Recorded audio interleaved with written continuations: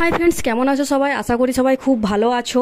রামগড় বজরং মন্দিরে হনুমান জন্মোৎসব উপলক্ষে সকালে পুজো অর্চনা হয়েছে। তো পুজোটা আমি দেখাতে পারিনি, কারণ সেই সময় আমি ছিলাম না।